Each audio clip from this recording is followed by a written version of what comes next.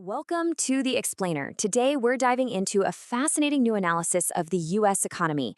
And you know what? The picture it paints is anything but simple. It's basically a massive economic tug of war, and we're going to figure out who is pulling the hardest. So let's get right into it. So, this is the question on everyone's mind, right? Whether you're an investor, you run a business, or you're just trying to plan out your life. Are we looking at a boom, or are we headed for a bust? Well, according to the analysts, the answer is neither. We're not in some clear-cut recession, but we're definitely not in a roaring expansion either.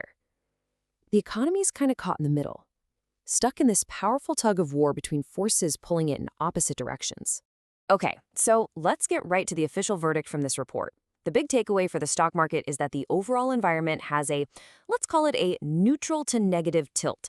Now, that's not a disaster, but it's certainly not a green light to get super aggressive with your investments. This scorecard really breaks it down and shows you what I mean. Just look at the scores for economic growth and monetary policy. They're both getting a 2 out of 5. Ouch. And geopolitical risk? A 1. That's as bad as it gets. But then you've got the labor market, holding things up with a neutral 3. This right here is that cross-pressured environment in a nutshell. You've got these really clear weaknesses fighting against pockets of stability. So, let's look at the specific battles being fought inside the economy. This is where we can really see that push and pull that makes this moment so unique. And our first battleground is economic growth itself, the engine of the entire economy. And right now, that engine is telling a pretty dramatic story of a really rapid slowdown. And wow, this chart just says it all. I mean, look at that drop. In the third quarter of last year, the economy was cruising along at a really strong 4.4% growth rate. But by the fourth quarter, it slowed to an absolute crawl at just 0.7%. That is a huge loss of momentum. A slowdown that sharp is a major headwind. I mean, think about it. If the entire economy is barely growing, it gets way harder for individual companies to grow their profits. And you know what happens when profits are at risk?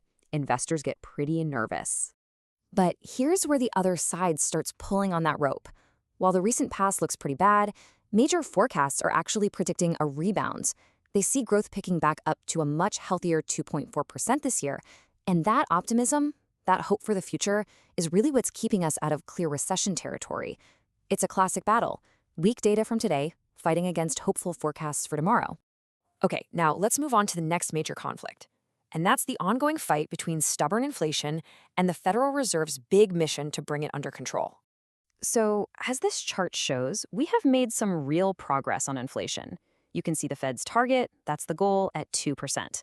But look at the other slices. As of the latest data, key inflation numbers like the CPI and PCE are still running a little too hot. We're definitely getting closer to the goal, but we are not there yet. So because inflation isn't fully defeated, the Fed is keeping its main weapon, the federal funds rate, in what they call restrictive territory. What that really means is that borrowing money is expensive for everyone, from big corporations to you and me trying to buy a house, and that acts like a brake on the whole economy. And look, you don't just have to take my word for it. The Fed's own language from their March meeting screams caution. When they say uncertainty remains elevated, they're basically signaling to the market, hey, don't get ahead of yourselves. We're not ready to declare victory and start cutting rates just yet.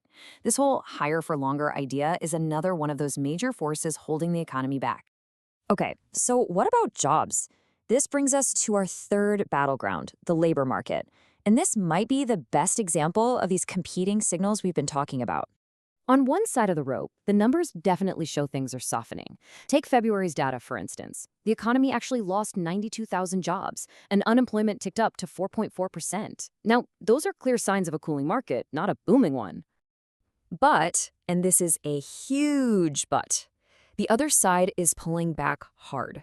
These levels are still considered historically pretty decent. They don't signal a complete, disastrous recession-level breakdown in the job market. And that stability is providing a really critical cushion for the economy, stopping it from falling into a much deeper downturn. It's just another stalemate in our big tug of war. So we've got this stalemate in growth, in inflation, and in jobs.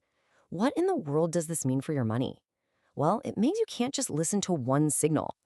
The report actually lays out a very clear strategy for how to handle this kind of complicated environment. The recommended posture is called cautious, selectively constructive. I know, it's a bit of a mouthful, but let's break it down. It means this is not the time to be super aggressive and bet on everything to go to the moon, but it's also not the time to be totally defensive and hide all your money under a mattress. The key word here is selective. You gotta pick your spots. So this strategy boils down to 3 key actions. First, favor quality. Think companies with rock-solid finances that can handle whatever the economy throws at them. Second, focus on margins. You want businesses that can protect their profits even when things are sluggish. And third, and this is a big one, choose discipline over momentum. That means you've got to resist the urge to chase the latest hot trend and instead focus on a company's real fundamental value. All right, to wrap all of this up, let's look at the key factors that could finally tip the scales in this economic tug-of-war one way or the other. This balance sheet just perfectly summarizes the whole thing. On the risk side, the things that could pull us down, we're watching for inflation to get sticky again, maybe because of energy prices or for the job market to get even weaker. But on the hope side, the potential positives, well, the best case would be inflation cooling off enough for the Fed to finally start cutting rates, or maybe a surprise rebound in consumer spending. And so we're left on this economic tightrope. On one side, you have the pull of a potential slowdown. On the other, the hope for a soft landing. The big question isn't just which side will win, but whether the rope itself can hold under all this strain.